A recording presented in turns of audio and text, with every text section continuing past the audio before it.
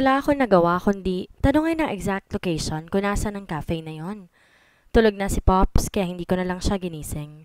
Nagpantalon ako at sando na pinatungan ko ng hoodie. I already called the taxi via application kaya may taxi na agad paglabas ko. Shit naman oh. Inis na mura ko pagkababa ko ng cab. I called the number at sinabi na nasa labas na ako. May sumundo sa akin na nagpakilalang siya raw ang nakausap ko. Ibinigay ng lalaki sa akin ang cellphone at wallet, pagkatapos itinuro niya ako nasaan si Harry na nakasubsob sa isang mesa. Umupo ako sa tabi niya at ginising ko siya. Harry, huy! Niyugyug ko siya. He just groaned. Hoy, ano ba? Tumayo ka nga? Nakakaabala ka. Sabi ko pa. I saw him gently open his eyes. Nang makilala niya ako, inangat niya ang kanyang ulo, tsaka umayos ng upo. Hindi mabalanse ni Harry ang sarili niya. Bigla niya ako niyakap. I rolled my eyes. Nagpatulang ako sa waiter na makasakay kami ng taxi. Nakita ko naman na may keycard pa rin siya ng Fairmont. Ano, ganon siya katagal naka-stay doon? Wow, ibang pagka-rich kid nito. Ang bangod-bango niya pa rin. Umiga siya sa akin na makapasok na kami sa taxi. I instructed the driver kung saan kami magpapahatid. Missed me, Bella? Medyo slur pa ang pagkakasabi ni Harry. Para siyang tangang nakangiti habang nakapikit at halos yakapin na ako. Seriously, Harry? Ang aga-aga lasing ka na agad at nagpalit ka pa ng number? Marahan ko siyang itinutulak palayo sa akin. Naghalo ang alak at ang pabango niya and well a little cigarette smell pero ang bango pa rin sa ilong. Bigla niyang ipinlupot ang kanyang mga kamay sa bewang ko at itisubsob ang mukha sa leeg ko. Tumaas ang balahibo ko sa batok. His hot breath on my neck at ang higpit pa ng yakap niya. I froze. Medyo napatingin pa ang taxi driver sa amin. God! Hindi ko na maitulak si Harry. He was wearing a polo. His necktie and hair were a mess. Dala-dala ko ang coat niya na naglaglag sa mesa kanina. Napapitlag ako when I felt his lips kissing my neck now. Itinulak niya ako tatumba kami sa backseat. Impit akong napatili. Itinulak ko siya pero mabigat si Harry. Harry, isa. Mariing sabi ko. He groaned. I miss your smell, Bella. So sweet. Parang wala pa sa sarili niyang sabi. Nagulat ako. Nakagat ko ang ibabang labi ko. Shit! Bumelto ako at malakas sa itinulak si Harry. I succeeded. Umupo akong muli.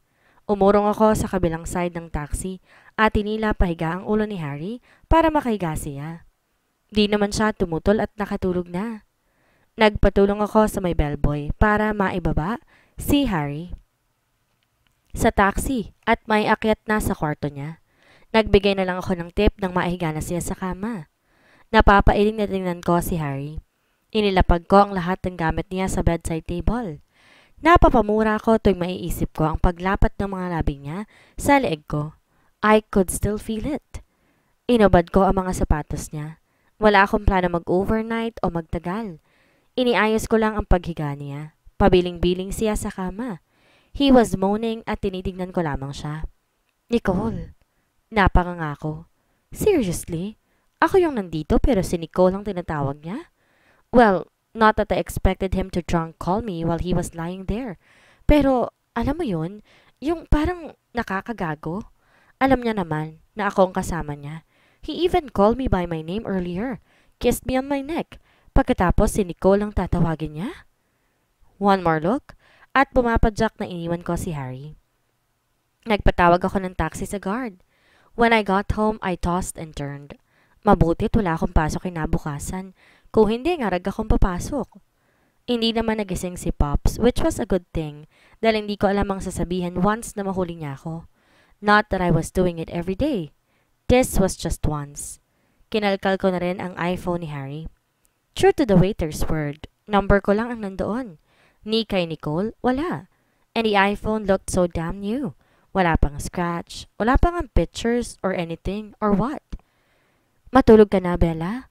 Saway ko sa sarili ko. Ito lang naman kasi si Harry. In-entertain ko na nga ang sarili ko para mawala siya sa sistema ko. Pagkatapos susulpot siya, tapos sisirain niya yung pader na unti-unti kong itinatayo. Ang lakas pang mang-asar ka, Nicole, kanina. Pasado 11:00 na ako nagising kinabukasan. Nag-iwan ng note si Pops na initin ko na lang daw ang sinigang na baboy na iniluto niya para sa tanghalian ko.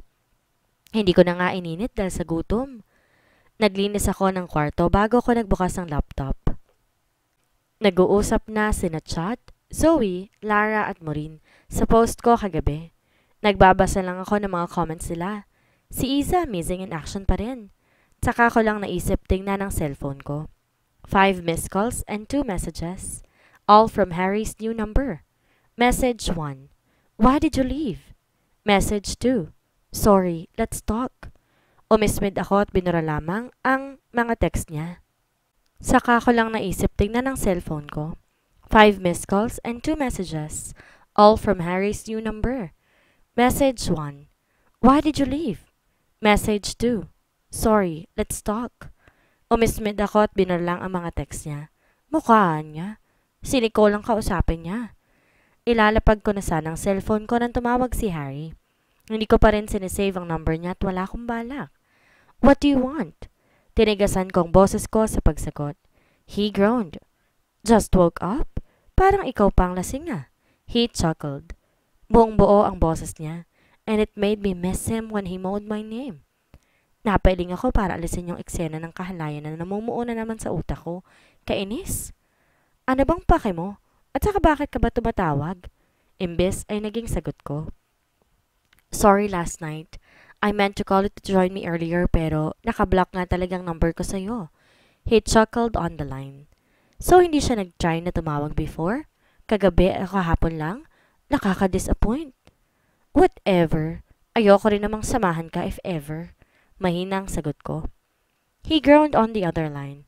Come on, Bella. Huwag mo naman akong masyadong pahirapan. I felt a hint of sweetness in his voice. Shut up. You might want to call your Nicole by now. You kept calling her last night. Bye. Hindi ko na siya pinagsalita at pinutol na ang linya. Nataranta ako kaya nag-airplane mode na lamang akong bigla. I tried to resume browsing the internet pero naiinis ako. Hindi ko na napigilan pa ang mag-status. Yung mga lalaking papansin sa'yo pero paasa lang?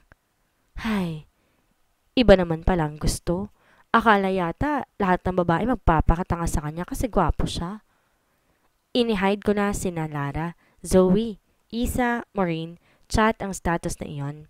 Mahirap na baka ma-question pa. Baka lalo lang uminit ang ulo ko. Unang-una, na nag-like yung si Darius. Oh, hindi ko pala na-hide sa kanya. Baka magtanong yun kay Chat at isipin na si Chat ang kiniinisan ko. I bet my lower lip. Engot mo talaga, Bella. Nag-isip ako kung buburahin ko pero may 6 na naman na nag-like at baka magtaka na naman sila. Ah, bahala na. Di naman si Chat yan eh. Lalo tuloy ako naiinis kay Harry. Pangkomplikado ng buhay eh. Kung ano-ano na lang ang ginawa ko at umidlip pa ako ulit bago ako naghanda sa paglabas namin na Chat and the girls. Backless ang team namin for tonight. Pumili ako sa mga backless dress ko. Pinili ko ang peach balloon dress na may malaking teardrop shape na butas sa likod. Hinintay kong dumating si Pops around 9 ng gabi. Chat said na susunduin niya ako. Tuwang-tuwa si Pops nang dalhan siya ni Chat ng isang box ng chocolate roses. The whole drive wala namang nababanggit sa Chat about sa status ko, so I guess that Darius guy was not a stalker. Hindi ko na rin ini-open. Sa sobrang pagkakomportable ko kay Chat, naikwento ko si Harry at ang lahat ng nangyari. We were just laughing about it. Sa sobrang pagkakomportable ko sa kanya, ang dami ko na na-share. But admit this, you find the guy so yummy? Tumikim ka pa ulit sa puerto eh, sabi pa ni Chat. Sabay kaming humalakak. Well, you know, Chat, he's really hot and big. And you know, hindi siya lousy sa bed is all I can say. Although wala naman akong pagkukumparahan. Not bad for your first, huh? Pero seriously, how come hindi mo pa naikwento sa mga kaibigan mo? You are one sneaky little bitch? Nakangising sabi niya. Nakakatawa na parang lalaki lang din ang kausap ko dahil ni pagpilantik ng kamay o pagsasalita, hindi mo talaga masasabing bakla si Chat. He was used to being a guy. I laughed. Soon. Wala pa kasi ako sa mood magkwento. Lipas na ang kilig ko. Nakakainis na nga lang eh. Sa bagay, kung may Nicole na kamo siya, And from the way you told me, mukhang intimate sila. Kung trip ka lang namang ipang sidetrack niyan, kahit paano, kahat pa yan. It's not worth it.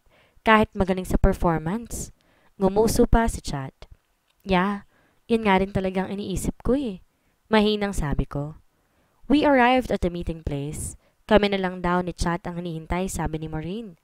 All smiles pa ako habang papasok para lang mapanganga na makita na kasama nila si Harry sa table namin.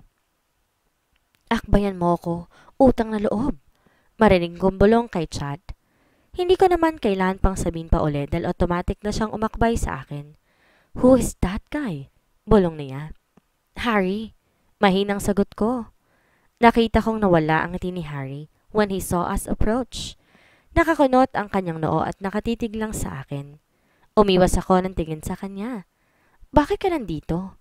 Masama ang tinging ipinukol ni Bella kay Harry. We invited him. Si Maureen iyon. Pinanlakihan ko ng mga mata si Maureen. Tumawa naman si Lara. So, you are Chat? Si Zoe yon. Agad na in-interview si Chat. Chat just smiled. I moved and talked like Harry was not with us. Sina Maureen and Zoe ang kumakausap sa kanya at mukhang enjoy na enjoy ang dalawa. So, seriously, ano ka ba ni Bella? Si Lara iyon. She was batting her eyelashes at Chat na kinatawa lamang naman ang huli. Chat looked at me. Ramdam ko rin ang pagtitig ni Harry sa akin. I wanna date Bella. Sagot niya na ikinangang ako. Tumatawang tumingin ako sa kanya. Well, Harry said the same thing a while ago. Nakangising sabi naman ni Maureen. Lahat kami napatingin kay Harry na nakatingin sa akin. Para ako napaso na magtama ang mga mata namin. Ramdam ko nang hihina ang mga tuhod ko. Seriously, bakit kasi kailangan nandito siya? Oh, kailangan na ba naming lumipat ng ibang table? Playful na tanong ni Zoe, holding her glass of juice. Shut up! Irap ko sa kanya. Ang awkward ng paligid. Well, Chat broke the silence that engulfed our table. Let's order some more drinks. Tumawang lahat pero sa amin ni Harry. He was just looking at me. When our orders came, matapos ang ilang minuto ng awkwardness, inaya ni Zoe si Chat na sumayaw. Maureen and Lara stood up too. Wala na ako nagawa kundi tunggain ang beer na laman ng baso ko. And before I knew it, nakalipat na ng upuan si Harry at nakaupo na siya sa upuan ni Chat. That's not your seat. Nakaiwas ang tingin na sabi ko sa kanya. I want it to be my seat. I felt his breath on my neck when he said it. He was too near. Napapitlag ako. Stop it, Harry. Stop what you are doing. Seriously, this is not right. Mariing sabi ko. This time hinarap ko siya. Nakaupo siya paharap sa akin. I can't. He was looking at me like I was surreal seeing me with him. I sighed. Naglagay ulit ako ng beer sa baso ko. Iinamin ko na yon nang agawin niya sa akin ng baso at tinisang tunggang ininom iyon. Napanganga ako. What the hell? Pinunasan ni Harry ang kanyang bibig gamit ang likod ng kamay niya bago muling nagsalita. I want you, Bella. I want all of you.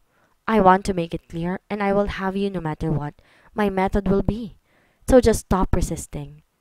Excuse me? Gulat kong tanong. You want constant fuck. That's what you want? Not me. At saka pwede ba? You are obviously in a relationship or something with Nicole. Nakakainis na, Harry. Just get lost. Tinungga ko ang beer mula sa bote. Inagaw niya yan mula sa akin. Inilapag ni Harry ang bote sa mesa at bigla akong hinila patayo. Hindi ako nakapag-react agad. Before I knew it, nasa parking space na kami at hila-hila niya pa rin ako. Hinila ko ang kamay ko mula sa kanya. What the hell are you doing? Seriously, Bella? You could have just asked me kung ano ang meron sa amin ni Nicole. We are nothing. We're just close. Bigla ay parang frustrated pa na sabi niya. Mataas ang boses at parang bigla na lang sasabog. Close mo mukha mo. Halos magkadikit na ang mga nguso niya sa mga pictures. Naghaharutan pa nga kayo sa kama na nakabikini lang siya eh. Tapos Harry siya sa'yo? Ginaya ko ang maliit na boses ni Nicole. Tapos, putya, bagay na bagay kayo. My mouth was non-stop. 4 glasses of beer kicked in, I guessed. Uminit na agad ang mga pisngi ko. Tapos sasabihin mo sa akin, close lang kayo? Wow! Kulang na nga lang magniig kayo sa harap ko. Nakatitig lang sa akin si Harry. Paanong close lang yon ha? Tapos, lagi mo pa siyang kasama ha? Huwag akong lolokohin mo, Harry. You might have taken my virginity but my innocence is long gone. Ines na sabi ko pa. Habol ko ang hininga ko pagkatapos. I looked at him. He cocked his head to his side.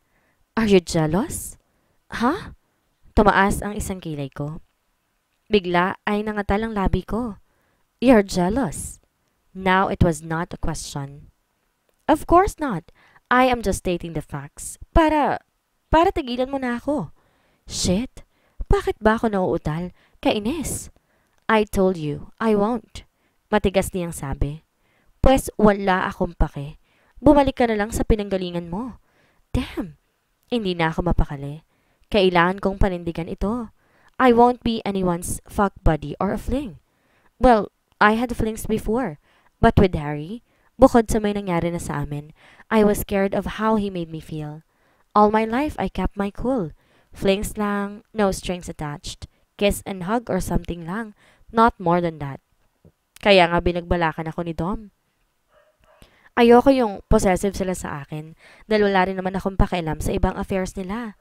Pero sa tuwing nandyan, si Harry, naiisip ko ng dukutin ng mga mata ng ibang babaeng tumitingin sa kanya. I felt like screaming. He is mine. Bitches. Oh, ang halikan si Harry sa harapan nila para manaman nilang akin siya. See? He made me go crazy. At hindi lang yon. I wanted him to own me too. Like, what the hell? It was scaring the hell out of me. Hindi ko siya kilala. I didn't know his story. At parang wala siyang balak magkwento. He was too damn mysterious. At kung no strings attached nga ang gusto niya mula sa akin, that was something I could not promise him. Dahil ngayon palang possessive na ako sa kanya. I wanted him mine. All mine. Pero napaka-imposible eh. Bella? Shut up! Inis kong sabi. Humakpang siya papalapit sa akin at bigla akong hinapit sa bewang. He kept me close. Pagkatapos, ibinaon niya ang kanyang ulo sa leg ko. I felt his hot breath. Just with that, napakalma niya ako. We can take it slow. Maya-maya sabi pa niya. Wala kang aasahan sa akin, Harry. Mahinang sabi ko. At saka I have chat. Bigla na lamang yung lumabas sa bibig ko. I was waiting for him to answer something na magpapakitang nagsiselo siya at baka mapapayag niya akong bigla. Pero imbes sumagot, tumawa lamang siya. His laugh vibrated on my neck. Itinulak ko siya. What's funny? Chat? Are you kidding me? Please, Bella, he's gay. I don't know kung hindi mo yun alam o alam mo, pero may agenda ka upon saying his name in this conversation. He looked so amused. His eyes were laughing too. Napaawang ang mga labi ko. Excuse me? He is gay. Ulit ni Harry na nakangiti pa rin. Napapikit ako ng mariin. He's not. Hindi ko alam kung bakit pinaglalaban ko pa rin yon. Baka ikaw. Inis kong sabi. Hinila niya ang braso ko. Naramdaman ko na lang na hinahalikan na ako ni Harry. His other hand on my waist. The other one at the back of my head. Hindi na ako nag-isip. I kissed him back. I felt nostalgic tasting him again. Walang gabing hindi ko naisip ang mga halik ng lalaking to. We were both gasping for air nang maghiwalay ang mga labi namin. His arm was still on my waist. That's how I want you to remember. I am not gay, Bella. I am definitely not. He smirked. I rolled my eyes at him. Oo na. I know he's gay, but that's beside the point. It doesn't change the fact na ayoko sa'yo. Bella, please. Nakataas ang kilay na sabi pa niya. Such arrogance. You want me as much as I want you. There's just something holding you back, and I want to know what it is. He looked me in the eye. Umiwas ako ng tingin. Umalis ka na lang. Unti-unti lumuwag ang pagkakahapit ni Harry sa bewang ko. Just when I thought na bibitawan na niya ako, biglang humigpit ulit ang hawak niya at niyakap ako. Hindi ako gumalaw. Pakipot na akong pakipot pero gusto kong namnamin ang warmth ng yakap niya bago pa ulit kami magkasagutan. Masyado nang marami naging tanga when it came to being in a so-called relationship. or having a commitment to someone. Harry was very honest sa gusto niya para sa amin. We were attracted to each other. He wanted to work it out. Pero takot ako. At hindi pa ako handang harapin ang takot na iyon. No, not with Harry Agoncillo. Harry, untag ko sa kanya. His chin was resting on my neck. He was caressing my short hair like it was the most amazing thing he had ever caressed. Samantalang nakasteady ang kanyang isang kamay sa bewang ko. Let's go back inside. Let's just be civil, okay? Yun lang ang parang naiisip ko para takasan lahat ng emosyon ko, pati ang mga laman sa loob ko na nagwawala dahil sa pagkakayakap ni Harry sa akin. He pressed his body into mine. Napa-MMP ako dahil doon. 10 more seconds, honey. Mahinang sabi niya. And I just let him. My hands were on my side. Hindi ako naglakas ang loob na yakapin din siya pabalik. I might lost it. Maya-maya'y humiwalay na nga siya. Mauuna na sana akong maglakad nang hilahin niya ang kamay ko. Hindi ko na inaasahan. So when he intertwined his fingers with mine and squeezed my hand, napatigil ako. What are you doing? Kunot noong tanong ko. Yumuko ako at tinignan ang magkahugpong ng mga kamay namin bago tingnan ng mukha ni Harry na may naglalarong ngiti sa mga labi. What? Maang niyang tanong. I wiggled our intertwined hands at unti-unting hinilang kamay ko, but he locked his fingers. This is me, being civil. Tara na. Hinila niya na ako papasok. This is not right, I said in between his kisses. Yakap-yakap ako ni Harry habang dinadala ako sa kwarto ng kanyang hotel suite. I wanted his kisses. I freaking did. So much. Pero kahit gaano karami na ang nainom ko, I will stay by my decision na hindi ako papatol sa offer ni Harry. There was just no way. Hindi ko man masagot ang tanong sa utak ko kung bakit ako pumayag na samahan siya ngayon. Isa lang ang alam ko.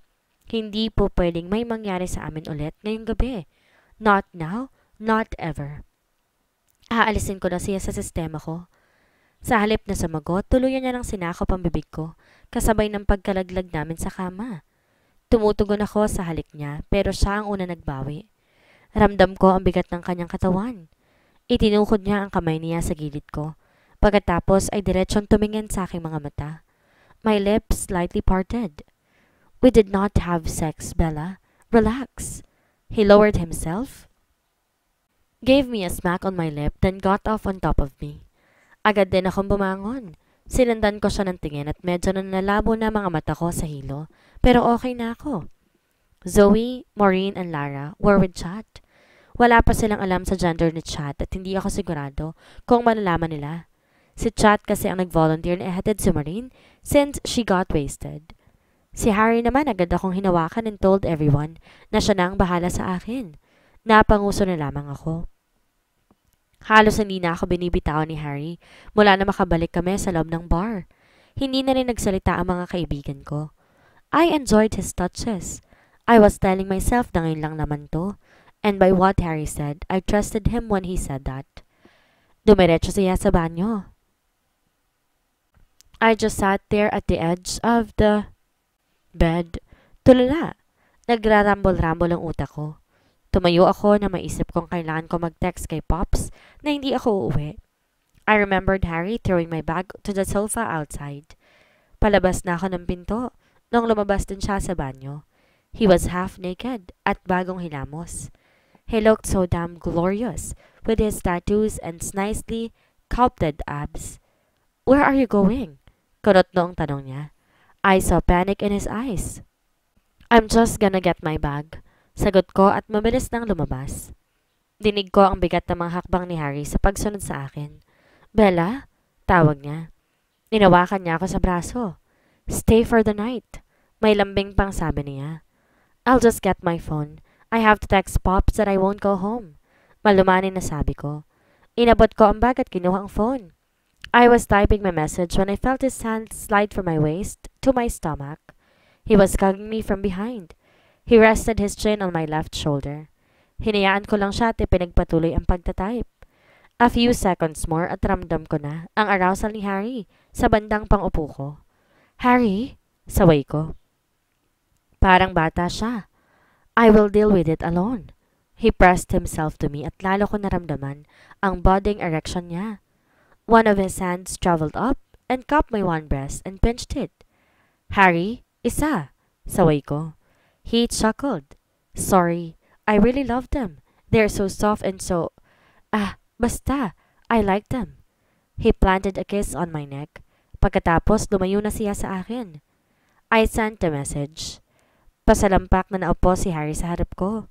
His legs were parted wide at halata ang bukol doon. Ibinalik ko ang cellphone ko sa bag. Hinila ni Harry ang kamay ko at napakandong ako sa kanya. I was not expecting it. Mabilis niya ako naiposisyon sa ibabaw niya. Tumaas ang suot kong dress. Napakagat-tabi ako when I felt his hard-on poke me. Only thin sheets of my underwear and his boxers separated us. He bit his lower lip, closed his eyes, and then moaned. Sabi mo, I trailed off, then pressed my lips. Para akong batang ipinapaalala sa isang matanda ang ibisang bagay na pinangako nito. He opened his eyes and smirked at me. I know, I promise. I just needed something more before I go back to the bathroom alone. Kaswal na sabi ni Harry, bago lalong idinikit ang sarili sa akin habang magkatitigan kami. Napahabak ako sa kanyang hubad na dibdib. Hinawakan niya magkabilang bewang ko. Then, he moved us in sync, brushing our body with only thin fabric between us. Napapikit ako at napaungol. God, more honey? He threw his head back at the sofa as he increased our speed. Harry, ramdam na ramdam ko ng init. I never thought it was possible to feel like coming already just by sliding ourselves with our underwears on. Our chests were heaving. Kusa na akong gumagalaw ngayon. Ramdam ko rin ang pamumuo sa puson ko when Harry stopped. I opened my eyes. Kapwa kami hingal na akala mo galing sa isang karera. Harry? Nagtatakang tanong ko. Nabitin ako eh. I was almost there. Pinaalis niya ako mula sa pagkakakandong sa kanya at ipinahiga ako sa sofa. He positioned himself in between me at bigla niyang hinilang underwear ko pababa. My eyes opened wide. Harry? I called him, reminding him of his promise. Let me do this, Bella. Itinapon niya sa kung saan ang underwear ko. I saw him lower himself. Hindi ko na rin mapigilan ng malakas na mapaungol when I felt his tongue on my aching core. Pinaligaya ko ni Harry using just his tongue and fingers. Papaano ka? Nahihiyang tanong ko. Looking at his shaft na ngay halos nakasilip na sa garter ng boxer niya. Tumawa lamang si Harry.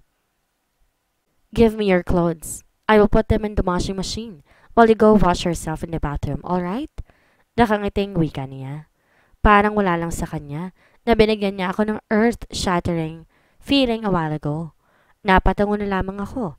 He even helped me took off my dress and unhook my bra, and I just looked at him with amazement.